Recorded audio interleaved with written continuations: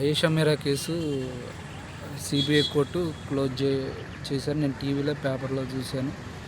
అయితే వాళ్ళ తల్లిదండ్రి కేసుకి న్యాయం చేయాలని చెప్పేసి జరగాలని చెప్పి ఫస్ట్ నుంచి వాళ్ళు పోరాడుతున్నారు. అయితే నేను జైల్లో ఉన్నప్పుడు కూడా వాళ్ళ తల్లిదండ్రి నేను కాదు అని చెప్పారు. కోర్టులో కూడా వాళ్ళు అదే విధంగా సాక్ష్యం చెప్పారు. అయితే అయినా కూడా నా మీద కేసు పెట్టేసి ఇది చేశారు. హైకోర్టు ఈ కేసులో నన్ను నిర్దోషిగా రిలీజ్ చేసింది.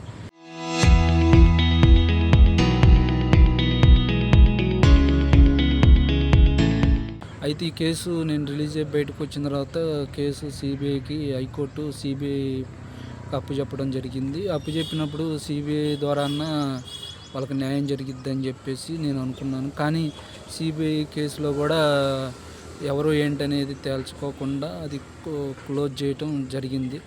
అయితే వాళ్ళ తల్లిదండ్రులు పోరాడుతున్నారు. ఆ పోరాటానికి కూడా వాళ్ళకి నిరుత్సాహమే మిగిలిందని చెప్పేసి నేను అనుకుంటున్నాను.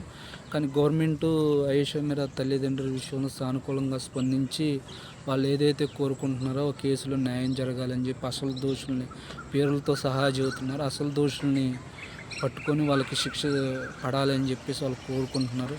అదేవిధంగా గవర్నమెంట్ కూడా వాళ్ళకి సానుకూలంగా స్పందించి ఈ కేసులో వాళ్ళకి న్యాయం చేయాలని చెప్పేసి నేను కోరుకుంటున్నాను. Local to global news at your finger tips. మీ చేతిలో ఒక ఆయుధం. Download R TV app. Media legend Ravi Prakash is back.